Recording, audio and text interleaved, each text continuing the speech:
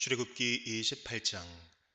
너는 이스라엘 자손 가운데서 너희 형 아론과 그의 아들 나답과 아비후와 엘르아살과 이다말을 불러내서 나를 섬기는 제사장 일을 맡겨라. 너는 너희 형 아론이 입을 영화롭고 아름답게 보이는 거룩한 예복을 만들어라. 내가 슬기로운 생각으로 가득 채워준 모든 재주 있는 사람을 불러다가 나를 섬길 아론이 제사장이 되어서 입을 예복을 만들라고 하여라. 그들이 만들어야 할 예복은 이러하니 곧 가슴바지와 에봇과 겉옷과 줄무늬 속옷과 관과 띠이다. 이렇게 그들은 너의 형 아론과 그의 아들들에게 거룩한 예복을 만들어 주어서 나를 섬기는 제사장 일을 맡게 하여야 한다. 에봇을 만드는 이들은 금실과 청색실과 자주색실과 홍색실과 가늘게 꼰 모시실을 써서 에봇을 만들어야 한다. 그들은 금실과 청색실과 자주색실과 홍색실과 가늘게 꼰 모시실로 정교하게 감을 짜서 에봇을 만들어야 한다. 에봇의 양쪽에 각각 멜빵을 만들어서 달아라. 에봇을 입을 때에 멜빵을 조여서 조정하게 된다. 에봇 위에 뜰 허리띠는 에봇을 짤 때와 같은 방법으로 금실과 청색실과 자주색실과 홍색실과 가늘게 꼰 모시실로 짜서 에봇에 한데 이어 붙여라. 너는 홍옥수 2개를 구해다가 그 위에 이스라엘의 아들들의 이름을 새겨라. 태어난 순서를 따라서 한 보석에 6명의 이름을 새기고 또 다른 보석에 나머지 6명의 이름을 새겨라. 보석을 세공하는 사람이 인장 반지를 새기듯이 2보석 위에 이스라엘 아들들의 이름을 새겨라. 그리고 그 보석들을 금태에 물려라.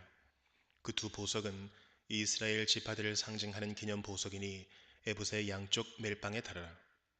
아론이 이렇게 그들의 이름을 자기의 2 어깨에 짊어지고 다니면 내가 나의 백성을 늘 기억하겠다.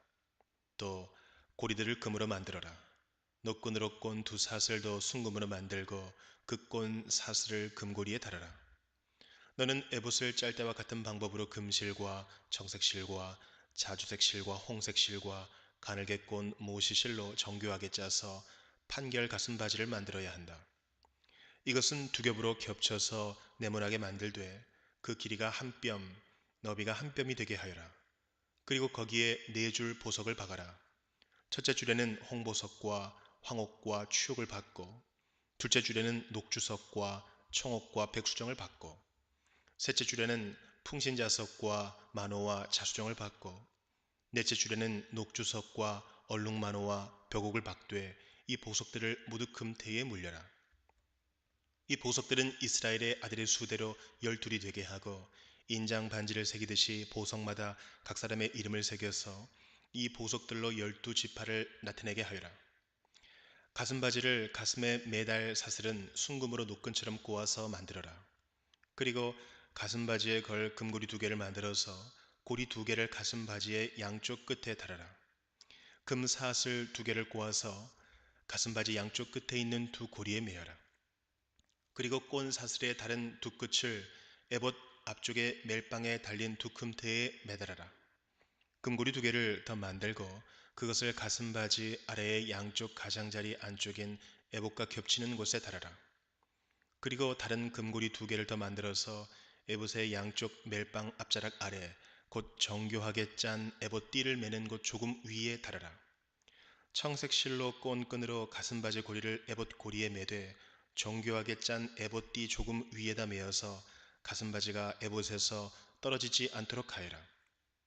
아론이 성소로 들어갈 때에는 이스라엘의 아들들의 이름이 새겨진 판결 가슴바지를 가슴에 달고 들어가게 하여 이것을 보고 나 주가 언제나 이스라엘을 기억하게 하여라. 판결 가슴바지 안에 우림과 둠밈을 넣어서 아론이 주 앞으로 들어올 때에 그것을 가슴에 지니고 들어오게 하여라. 아론은 주 앞에서 이스라엘 자손의 시비를 가릴 때에 언제나 그것을 가슴에 지녀야 한다. 에봇에 딸린 겉옷을 만들되 청색으로 만들어라. 그 겉옷 한가운데 머리를 넣을 구멍을 내고 그 구멍에 둘레를 갑옷의 키처럼 단단히 홀쳐서 찢어지지 않도록 하여라. 그리고 겉옷자락 둘레에는 청색실과 자주색실과 홍색실로 석류 모양의 술을 만들어 달고 석류 술 사이사이에 금방울을 만들어 달아라. 포도자락을 돌아가며 금방울 하나 성류 하나 또 금방울 하나 성류 하나를 달아라. 그리하여 아론이 제사를 드릴 때에 이것을 입게 하여라. 주의 앞 성소를 드나들 때에 방울 소리가 나면 그가 죽지 않을 것이다. 너는 순금으로 패를 만들어서 그 위에 인장 반지를 새기듯이 주님의 성직자라고 새겨라. 이것을 청색실로 꼰끈에 메어서 제사장이 쓰는 관에 달되 그것이 관 앞쪽으로 오게 하여라. 이것을 아론의 이마에 달게 하여 이스라엘 자손이 거룩한 예물을 드릴 때에 그 거룩한 봉헌물을 잘못 드려서 지은 죄를 그가 담당하도록 하여라. 그는 그것을 늘 이마에 달고 있어야 한다. 그러면 그가 바치는 예물을 나주가 기꺼이 받아줄 것이다. 너는 가는 모시실로 줄무늬 속옷을 지어라. 가는 모시실로 제사장이 쓰는 관을 만들고 술을 놓아 예복의 허리띠를 만들어라. 아론의 아들들에게 입힐 속옷을 만들어라. 그들이 뛸 허리띠도 만들고 그들이 쓸 관도 만들어서 그들이 영화롭고 아름답게 보이도록 하여라. 너희 형 아론과 그의 아들들에게 그것을 입히고 그들에게 기름을 부어서 제사장으로 세우고 그들을 거룩히 구별하여 나를 섬기게 하여라. 그들에게 허리에서 넓적다리까지 덮이는 속바지를 모시 실로 만들어 입히고 그들의 몸 아래를 가리게 하여라. 아론과 그의 아들들은 회막에 들어갈 때에나 성소에서 제사를 드리려고 제단으로 나아갈 때에 그것을 입어서 몸 아래를 가려야 한다. 몸 아래를 노출하는 죄를 지으면 죽는다. 이것은 그와 그의 자손이 지켜야 할 영원한 규례이다. 요한복음 7장. 그 뒤에 예수께서는 갈릴리를 두루 다니셨다. 유대 사람들이 자기를 죽이려고 하였으므로 유대 지방에는 돌아다니기를 원하지 않으셨다. 그런데 유대 사람의 명절인 초막절이 가까워지니 예수의 형제들이 예수께 말하였다. 형님은 여기에서 떠나 유대로 가셔서 거기에 있는 형님의 제자들도 형님이 하는 일을 보게 하십시오. 알려지기를 바라면서 숨어서 일하는 사람은 없습니다. 형님이 이런 일을 하는 바에는 자기를 세상에 드러내십시오. 예수의 형제들까지도 예수를 믿지 않았기 때문이다. 예수께서는 그들에게 말씀하셨다. 내 때는 아직 오지 않았다. 그러나 너희의 때는 언제나 마련되어 있다. 세상이 너희를 미워할 수 없다. 그러나 세상은 나를 미워한다. 그것은 내가 세상을 보고서 그 하는 일들이 악하다고 증언하기 때문이다. 너희는 명절을 지키러 올라가거라. 나는 아직 내 때가 차지 않았으므로 이번 명절에는 올라가지 않겠다. 이렇게 그들에게 말씀하시고 예수께서는 갈릴리에 그냥 머물러 계셨다. 그러나 예수의 형제들이 명절을 지키러 올라간 뒤에 예수께서도 아무도 모르게 올라가셨다. 명절에 유대 사람들이 예수를 찾으면서 물었다. 그 사람이 어디에 있어? 무리 가운데서는 예수를 두고 말들이 많았다. 더러는 그를 좋은 사람이라고 말하고 더러는 무리를 미혹하는 사람이라고 말하였다. 그러나 유대 사람들이 무서워서 예수에 대하여 드러내놓고 말하는 사람은 아무도 없었다. 명절이 중간에 접어들었을 즈음에 예수께서 성전에 올라가서 가르치셨다. 유대 사람들이 놀라서 말하였다. 이 사람은 배우지도 않았는데 어떻게 저런 학식을 갖추었을까? 예수께서 그들에게 대답하셨다. 나의 가르침은 내 것이 아니라 나를 보내신 분의 것이다. 하나님의 뜻을 따르려는 사람은 누구든지 이 가르침이 하나님에게서 난 것인지 내가 내 마음대로 말하는 것인지를 알 것이다. 자기 마음대로 말하는 사람은 자기의 영광을 구하지만 자기를 보내신 분의 영광을 구하는 사람은 진실을 하며 그 사람 속에는 불의가 없다. 모세가 너희에게 율법을 주지 않았느냐? 그런데 너희 가운데 그 율법을 지키는 사람은 한 사람도 없다. 어찌하여 너희가 나를 죽이려고 하느냐? 무리가 대답하였다. 당신은 귀신이 들렸소. 누가 당신을 죽이려고 한다는 말이요? 예수께서 그들에게 말씀하셨다. 내가 한 가지 일을 하였는데 너희는 모두 놀라고 있다. 모세가 너희에게 할례법을 주었다. 사실 할례는 모세에게서 비롯한 것이 아니라 조상들에게서 비롯한 것이다. 이 때문에 너희는 안식일에도 사람에게 할례를 준다. 모세의 율법을 어기지 않으려고 사람이 안식일에도 할례를 받는데 내가 안식일에 한 사람의 몸 전체를 성하게 해주었다고 해서 너희가 어찌하여 나에게 분개하느냐? 겉모양으로 심판하지 말고 공정한 심판을 내려라. 예루살렘 사람들 가운데서 몇 사람이 말하였다. 그들이 죽이려고 하는 이가 바로 이 사람이 아닙니까? 보십시오. 그가 드러내 놓고 말하는데도 사람들이 그에게 아무 말도 못합니다. 지도자들은 정말로 이 사람을 그리스도로 알고 있는 것입니까? 우리는 이 사람이 어디에서 왔는지를 알고 있습니다.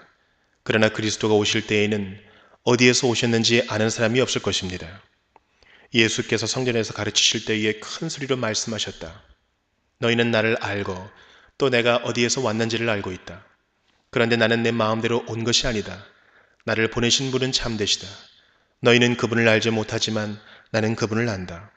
나는 그분에게서 왔고 그분은 나를 보내셨기 때문이다. 사람들이 예수를 잡으려고 하였으나 아무도 그에게 손을 대는 사람이 없었다. 그것은 그의 때가 아직 이르지 않았기 때문이다. 무리 가운데서 많은 사람이 예수를 믿었다. 그들이 말하였다. 그리스도가 오신다고 해도 이분이 하신 것보다 더 많은 표징을 행하시겠는가? 무리가 예수를 두고 이런 말로 수군거리는 것을 바리새파 사람들이 들었다. 그래서 대제사장들과 바리새파 사람들은 예수를 잡으려고 성전 경비병들을 보냈다. 예수께서 그들에게 말씀하셨다. 나는 잠시 동안 너희와 함께 있다가 나를 보내신 분께로 간다. 그러면 너희가 나를 찾아도 만나지 못할 것이요 내가 있는 곳에 너희가 올 수도 없을 것이다. 유대 사람들이 서로 말하였다. 이 사람이 어디로 가려고 하기에 자기를 만나지 못할 것이라고 하는가? 그리스 사람들 가운데 흩어져 사는 유대 사람들에게로 가서 그리스 사람들을 가르칠 셈인가? 또 너희가 나를 찾아도 만나지 못할 것이요 내가 있는 곳에 너희가 올 수도 없을 것이다 한 말은 무슨 뜻인가?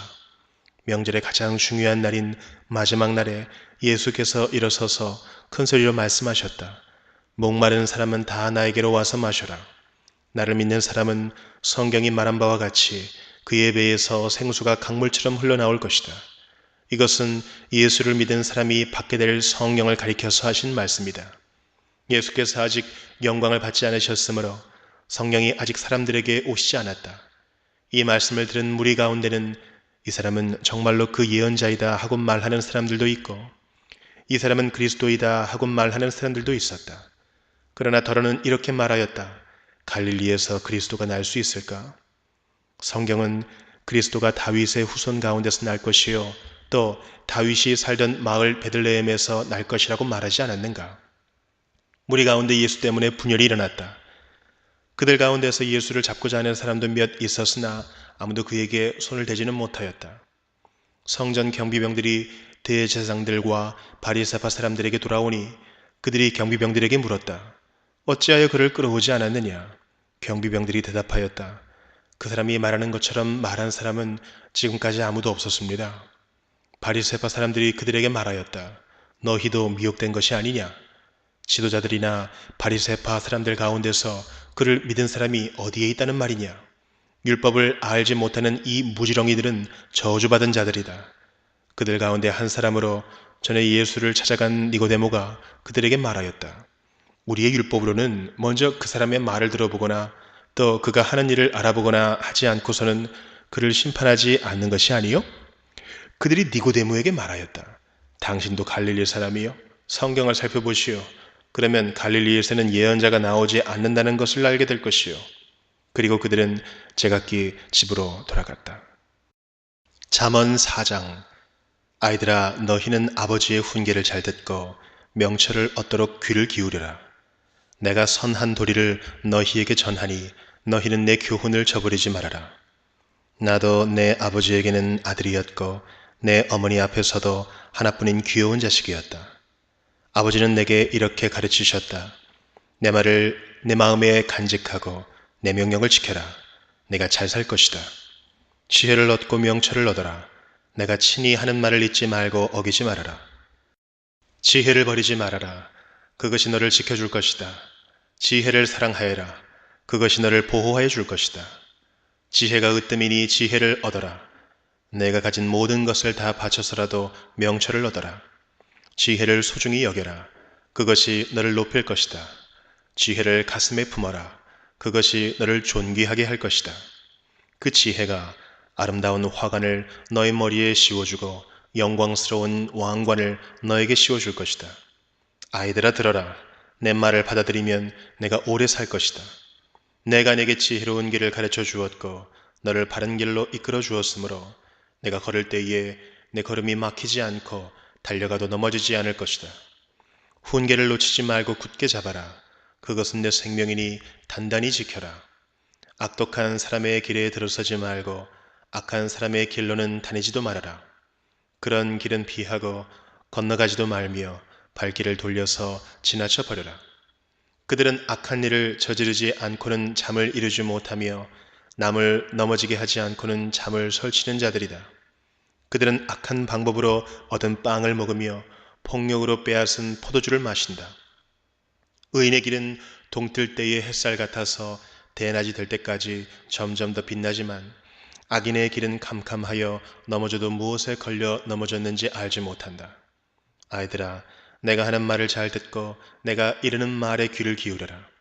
이 말에서 한시도 눈을 떼지 말고 너의 마음속 깊이 잘 간직하여라. 이 말은 그것을 얻는 사람에게 생명이 되며 그의 온몸에 건강을 준다. 그 무엇보다도 너는 내 마음을 지켜라. 그 마음이 바로 생명의 근원이기 때문이다. 왜곡된 말을 내 입에서 없애버리고 속이는 말을 내 입술에서 멀리하여라. 눈으로는 앞만 똑바로 보고 시선은 앞으로만 곧게 두어라. 발로 디딜 곳을 잘 살펴라. 내 모든 길이 안전할 것이다. 좌로든 우로든 빗나가지 말고 악에서 내 발길을 끊어버려라. 갈라디아서 3장. 어리석은 갈라디아 사람들이여, 예수 그리스도께서 십자가에 못 박히신 모습이 여러분의 눈앞에 선한데 누가 여러분을 홀렸습니까? 나는 여러분에게서 이 한 가지 말을 알고 싶습니다. 여러분은 율법을 행하는 행위로 성령을 받았습니까? 그렇지 않으면 믿음의 소식을 들어서 성령을 받았습니까? 여러분은 그렇게도 어리석습니까? 성령으로 시작하였다가 이제 와서는 육체로 끝마치려고 합니까? 여러분의 그 많은 체험은 다 허사가 되었다는 말입니까? 참말로 허사였습니까? 하나님께서 여러분에게 성령을 주시고 여러분 가운데서 기적을 행하시는 것은 여러분이 율법을 행하기 때문입니까? 아니면 믿음의 소식을 듣기 때문입니까? 그렇지 않으면 여러분이 복음을 듣고 믿어서 그렇게 하신 것입니까? 그것은 아브라함이 하나님을 믿으니 하나님께서 그것을 의로운 일로 여겨주셨다는 것과 같습니다. 그러므로 믿음에서 난 사람들이야말로 아브라함의 자손임을 여러분은 아십시오. 또 하나님께서 이방 사람을 믿음에 근거하여 의롭다고 여겨주신다는 것을 성경은 미리 알고서 아브라함에게 모든 민족이 너로 말미암아 복을 받을 것이다 하는 기쁜 소식을 미리 전하였습니다. 그러므로 믿음에서 난 사람들은 믿음을 가진 아브라함과 함께 복을 받습니다. 율법의 행위에 근거하여 살려고 하는 사람은 누구나 다 저주 아래에 있습니다. 기록된 바 율법책에 기록된 모든 것을 계속하여 행하지 않는 사람은 다 저주 아래에 있다 하였습니다. 하나님 앞에서는 율법으로는 아무도 의롭게 되지 못한다는 것이 명백합니다. 의인은 믿음으로 살 것이다 하였기 때문입니다. 그러나 율법은 믿음에서 생긴 것이 아닙니다. 오히려 율법의 일을 행하는 사람은 그 일로 살 것이다 하였습니다. 그리스도께서 우리를 위하여 저주를 받은 사람이 되심으로써 우리를 율법의 저주에서 속량해 주셨습니다. 기록된 바 나무에 달린 자는 모두 저주를 받은 자이다 하였기 때문입니다. 그것은 아브라함에게 내리신 복을 그리스도 예수 안에서 이방 사람에게 미치게 하시고 우리로 하여금 믿음으로 말미암아 약속하신 성령을 받게 하시려는 것입니다. 형제자매 여러분, 나는 사람의 관리를 예로 들어서 말하겠습니다. 어떤 사람이 적법하게 유언을 작성해 놓으면 아무도 그것을 무효로 하거나 거기에다가 어떤 것을 덧붙일 수 없습니다. 그런데 하나님께서 아브라함과 그 후손에게 약속을 말씀하실 때에 마치 여러 사람을 가리키는 것처럼 후손들에게라고 말씀하시지 않고 단 한 사람을 가리키는 뜻으로 너희 후손에게라고 말씀하셨습니다. 그 한 사람은 곧 그리스도이십니다. 내가 말하려는 것은 이것입니다. 하나님께서 이미 맺으신 언약을 430년 뒤에 생긴 율법이 이를 무효로 하여 그 약속을 폐하지 못합니다. 그 유업이 율법에서 난 것이면 그것은 절대로 약속에서 난 것이 아닙니다. 그러나 하나님께서는 약속을 통하여 아브라함에게 유업을 거저 주셨습니다. 그러면 율법의 용도는 무엇입니까? 율법은 약속을 받으신 그 후손이 오실 때까지 범죄들 때문에 덧붙여 주신 것입니다. 그것은 천사들을 통하여 한 중개자의 손으로 제정되었습니다. 그런데 그 중개자는 한쪽에만 속한 것이 아닙니다. 그러나 하나님은 한 분이십니다. 그렇다면 율법은 하나님의 약속과는 반대되는 것입니까? 그렇지 않습니다. 그 중개자가 준 율법이 생명을 줄 수 있는 것이었다면 의롭게 됨은 분명히 율법에서 생겼을 것입니다. 그러나 성경은 모든 것이 죄 아래에 갇혔다고 말합니다. 그것은 약속하신 것을 예수 그리스도를 믿는 믿음에 근거하여 믿는 사람들에게 주시려고 한 것입니다. 믿음이 오기 전에는 우리는 율법의 감시를 받으면서 장차 올 믿음이 나타날 때까지 갇혀 있었습니다. 그래서 율법은 그리스도께서 오실 때까지 우리에게 개인 교사 역할을 하였습니다. 그것은 우리로 하여금 믿음으로 의롭다고 하심을 받게 하시려고 한 것입니다. 그런데 그 믿음이 이미 왔으므로 우리가 이제는 개인 교사 아래에 있지 않습니다. 여러분은 모두 그 믿음으로 말미암아 그리스도 예수 안에서 하나님의 자녀들입니다. 여러분은 모두 세례를 받아 그리스도와 하나가 되고 그리스도를 옷으로 입은 사람들이기 때문입니다. 유대 사람도 그리스 사람도 없으며 종도 자유인도 없으며 남자와 여자가 없습니다. 여러분 모두가 그리스도 예수 안에서 하나이기 때문입니다. 여러분이 그리스도께 속한 사람이면 여러분은 아브라함의 후손이요 약속을 따라 정해진 상속자들입니다.